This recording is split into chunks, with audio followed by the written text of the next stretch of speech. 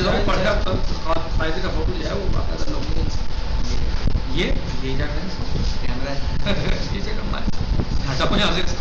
اعوذ باللہ من الشیطان الرجیم بسم اللہ الرحمن الرحیم الحمد للہ رب العالمین الصلاة والسلام علی اشرف الخلق محمد وآلہ الطیبین الطاہرین اللهم صل على محمد وعلى محمد معجل فرجہ.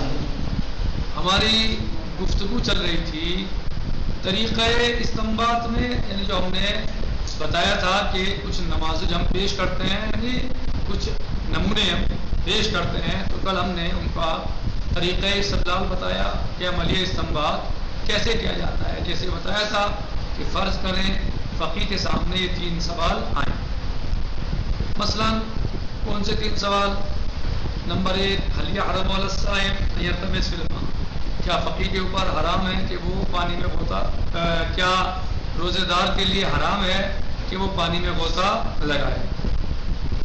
دوسرا سوال تھا حل یجب علی الشخص اذا ورث مالا من ابیہ ان یؤدی خمسہ، کیا واجب ہے اس شخص پر کہ جو اپنے باپ سے میراث میں مال پائے تو جو مال میراث میں آیا ہے کیا اس پر خمس واجب ہے؟ یہ سوال تھا. تیسرا سوال هل تبطل الصلاة بالقحقحة في اثنائها، کیا نماز باطل ہو جاتی ہے قہقہا لگانے سے؟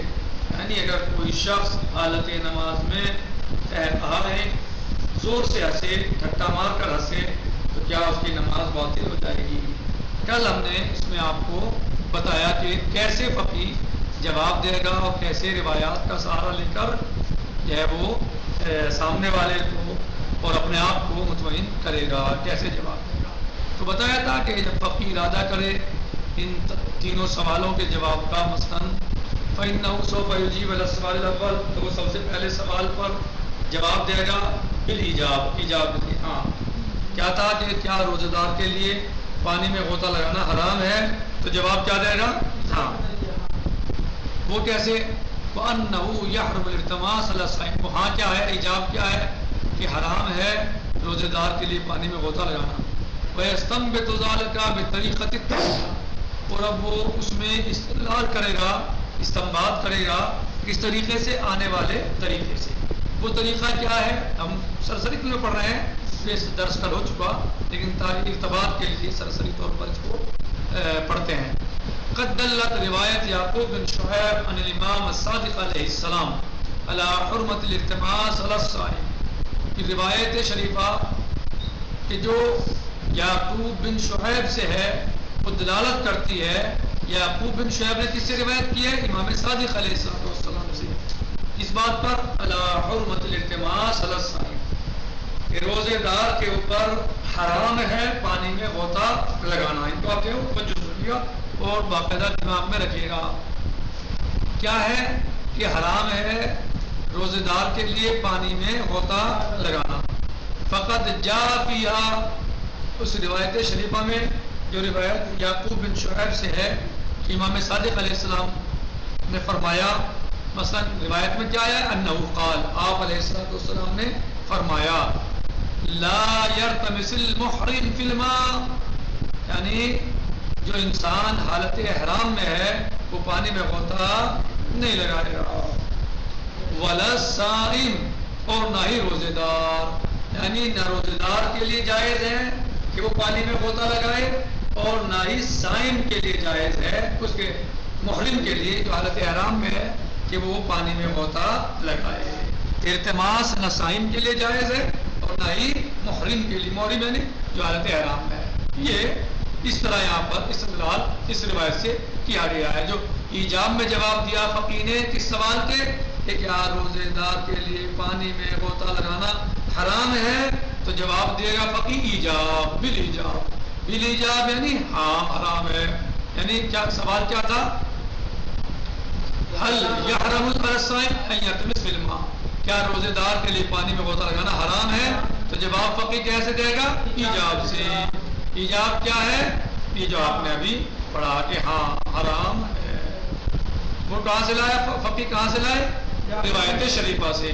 روایت شریفہ کس سے ہے؟ امام الصادق علیہ السلام سے ہے. یعقوب بن شعیب نے روایت کی ہے مولا امام صادق علیہ السلام سے. جی کس بات پر؟ علی حرمت الالتماس علی الصائم کہ صائم پر پانی میں غوطہ لگانا حرام ہے. کیا آیا روایت میں؟ روایت میں آیا انہ قال آپ علیہ السلام نے فرمایا. کس نے؟ یعنی امام صادق علیہ السلام نے فرمایا لا یلتمس المحرم فی الماء جو شخص حالت احرام میں احرام باندھے ہوئے ہے وہ پانی میں غوطہ نہیں لگائے گا. ولا صائم اور نہ ہی روزے دار. جب آ گیا کلیئر ولا صائم یعنی ولا یلتمس الصائم یعنی روزے دار پانی میں غوطہ نہیں لگائے گا. تو پھر بتایا کہ جملہ بحاظ ترکیب اور جملہ جو اس ترکیب کے ساتھ آیا ہے جو ترکیب آپ نے پڑھی اس روایت میں تدلو اس بات پر دلالت کرتا ہے فی العرف عام عرف عام میں کس بات پر دلالت کرتا ہے؟ علی الحرمہ کس بات پر؟ حرمت پر. جی اور راوی انس کیا کون ہے؟ راوی انس یعقوب بن شعیب ہیں جو ثقہ ہیں. یعقوب بن شعیب ثقہ والثقہ وإن كان قد يخطئ اور جب حالانکہ ثقہ جو ہے کبھی غلطی بھی کرتا ہے مگر پھر بھی ولكن الشارع لیکن شارع نے کیا کہا؟ امرنا ہمیں حکم دیا بعدم اتهام الثقہ بالخطا او بالكذب. کیا کہا ہمیں شارع نے؟ کہ آپ کسی بھی ثقہ کو متهم نہ کرو جھوٹ سے یعنی اس کو جھوٹا نہ کہو. واعتبره حجہ اور اس کو کیا جانا ہے شارع نے؟ حجت ہے. والنتیجہ نتیجہ کیا نکلے گا؟ نتیجہ ہیا یعنی ان الالتماس حرام یعنی روزے دار کے لیے پانی میں غوطہ لگانا حرام ہے. یہ تھا پہلے سوال کا جواب. دوسرا سوال کیا تھا؟ حل یجب علی الشخص اذا کیا واجب ہے ایسے انسان پر کہ جو اپنے باپ سے میراث پائے اس مال میں کیا خمس واجب ہے یا نہیں ہے؟ صحیح. تو دوسرا سوال کا جواب کیسے دیا فقیہ نے؟ بالنفی. کیا میں دیا؟ نفی میں. فیجیب الفقیہ علی السوال الثانی بالنفی. کیسے؟ لأنہ اس لیے کہ روایت علی بن معیار پہلی روایت کس سے ہے؟ یعقوب بن شعیب سے. دوسری روایت کس سے ہے؟ علی بن معیار سے. کہاں ہے؟ اس لیے کہ روایت علی بن معیار آئی ہے کہاں ہے تاکہ وہ معین کرے صحیح ہے اس مال کو جس میں خمس واجب ہے. تحدید یعنی تعین معین اس مال کو معدد کرے معین کرے جس میں خمس واجب ہے. وورد فیہا ان الخمس ثابت فی المیراث کہ میراث میں خمس ثابت ہے. کون سی مال میں؟ کہ جو باپ سے نہ آیا ہو میراث میں یعنی جو مال بیٹے نے باپ سے میراث میں پایا ہے اس سے نہ حساب ہوتا ہو اس میں شمار نہ ہوتا ہو. اور عرف عام سمجھتی ہے اس جملے سے کیا سمجھتی ہے؟ ان الشارع لم یجعل خمسا شارع نے نہیں قرار دیا خمس کو کس مال میں؟ علی المیراث میراث میں. کون سی میراث؟ الذی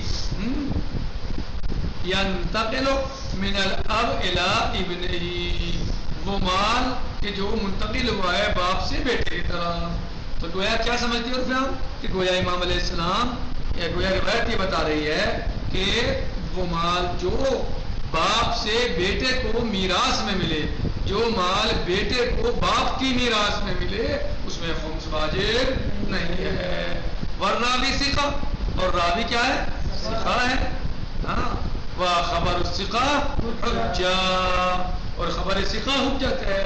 والنتیجہ نتیجہ کیا نکلا؟ نتیجہ ہے ان الخمس فی ترکت الاب غیر واجب یعنی وہ ترکات جو باپ سے ملا ہے اس میں خمس واجب نہیں ہے. تو جواب دوسرا جواب سمجھایا کیسے نفی میں جائے گا فقیہ. تیسرا سوال وَيُجِيبُ الْفَقِيهُ عَلَى السَّوَالِ الثَّالِثِ تیسرا سوال کیا تھا؟ تیسرا سوال ہاں کیا کہتا نماز کو باطل کر دیتا ہے؟ تو یہاں بھی فقیہ ایجاب میں ہی جواب دے گا. تو تین سوال ہیں تین میں دو ایجاب اور ایک نفی میں. جی تو یہاں ایجاب میں کیسے ہوگا؟ دلیل کیا ہے؟ روایت زرارہ رضوان اللہ تعالیٰ علیہ، کس سے؟ امام صادق علیہ السلام سے، سلام اللہ علیہ قال، آپ علیہ الصلوۃ والسلام نے فرمایا، یعنی امام صادق علیہ الصلوۃ والسلام نے فرمایا، القحقاۃ لا تنقض الوضوء وتنقض الصلاۃ، یعنی قحقہ وضو کو تو نہیں توڑتا، وضو کو تو باطل نہیں کرتا، لیکن نماز کو باطل کر دیتا ہے۔ تو یہاں پر روایت میں کیا آیا؟ روایت کس سے ہے؟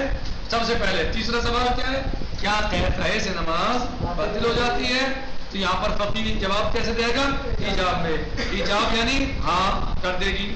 کیا دلیل ہے فقیہ کے پاس؟ روایت زرارہ بن اعین رضوان اللہ تعالیٰ علیہ، کس سے روایت ہے؟ امام صادق علیہ السلام سے، انہ قال، آپ علیہ الصلوۃ والسلام نے فرمایا کہ قحقہ وضو کو نہیں توڑتا، اگر کوئی انسان وضو کرتے ہوئے ہنسے تو اس سے وضو باطل نہیں ہوگی، لیکن وتنقض الصلاۃ، لیکن اگر کوئی انسان نماز پڑھتے ہوئے قحقہ لگائے، ٹھٹا لگائے، زور سے ہنسے تو اس کی نماز باطل۔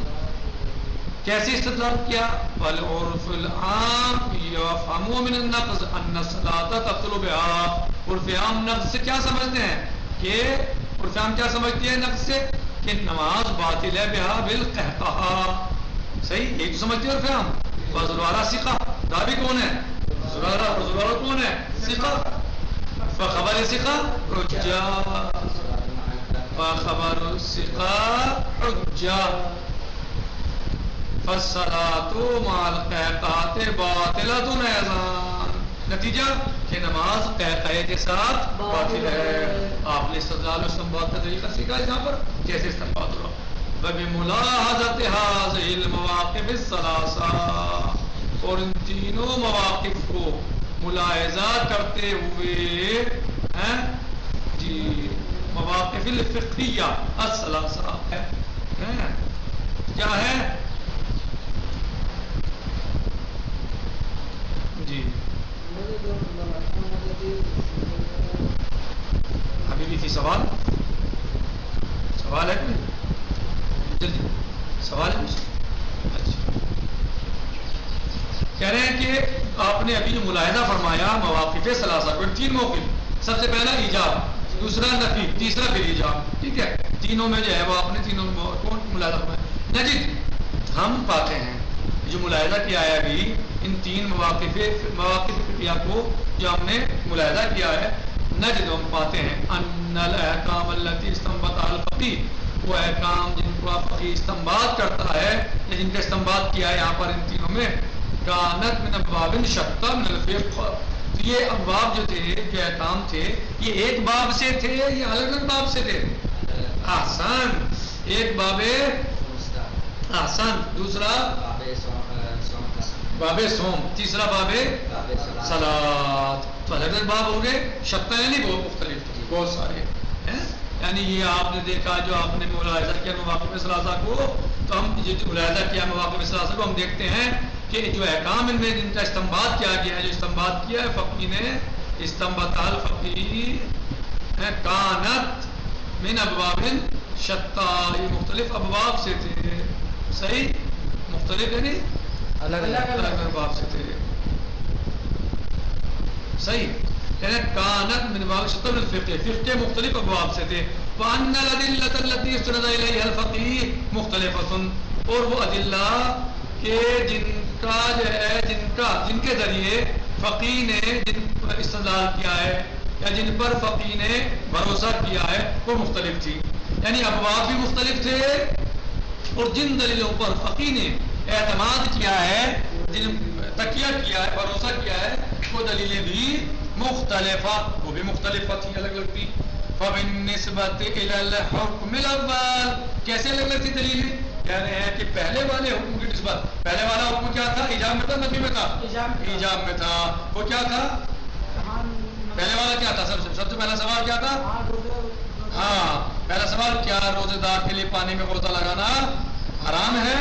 تو جواب کیا تھا؟ وہ ہاں میں تھا۔ ہاں، تو جو پہلے والے میں استدلال کیا ہے فقیہ نے، وہ کیسے کیا؟ کہہ رہے ہیں فبالنسبۃ الی الحکم الاول، استند الى روایت یعقوب بن شعیب، کہاں پر اعتماد کیا؟ روایت یعقوب بن شعیب پر جی.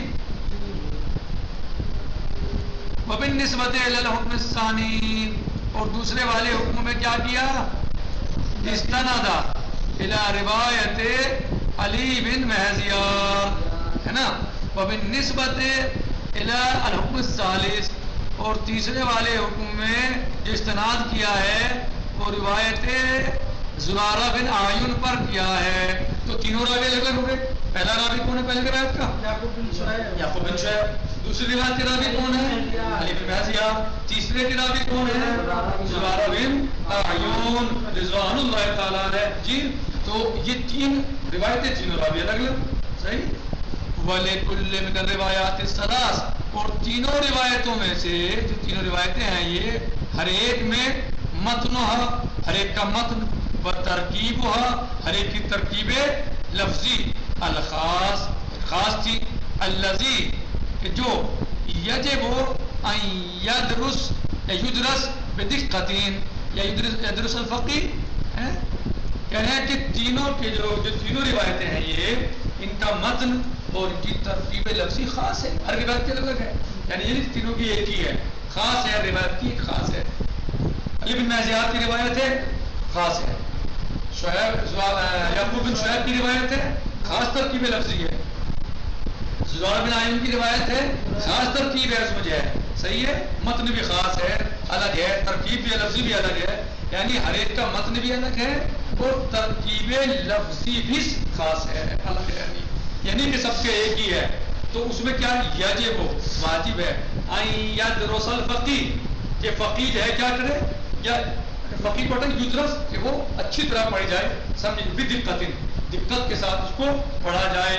وَيُحَدَّدُ مَعْنَاهَا، يُحَدَّدُ مَعْنَاهَا، اور تاکہ اس کو معنی معین دقت کے ساتھ ہو سکے. یعنی جب ان کی ترکیب لفظی بھی الگ الگ ہے، جب ان کا مغز بھی الگ ہے، تو فقیہ جو ہے جب ان کو دیکھے گا تو دقت کے ساتھ اس کو پڑھے گا، ان پہ غور کرے گا، دقت کے ساتھ اس میں نظر کرے گا، تاکہ پھر ان سب کے معنی کو محدد اور معین کر محدد ہے محدود کرنا، معین کرنا صحیح ہے کر سکے. تو کہنے کا یہاں پر مقصد یہ ہے کہ تین روایتیں آپ نے لی، تین حکم لیے، تینوں حکم الگ الگ، تین الگ الگ ابواب سے ہیں. صحیح، تینوں الگ الگ ابواب سے ہیں. ایک باب صلاۃ سے ہے، دوسرا مثلا ایک باب صوم سے ہے اور ایک باب خمس سے ہے. تو روایتیں بھی الگ الگ، حکم بھی الگ الگ. صحیح، ترکیب لفظی سب کی خاص روایتوں کی، اور متن سب کا اپنا اپنا الگ الگ صحیح اعتبار سے. تو جب فقیر کو دیکھے گا تو دقت سے اس کو سمجھے گا، جانے گا، اور اس کے بعد پھر معنی کو اس کے معین فرمائے گا. اور جب معنی کو معین کرے گا تو اس کے نتیجے میں پھر حکم سامنے آئے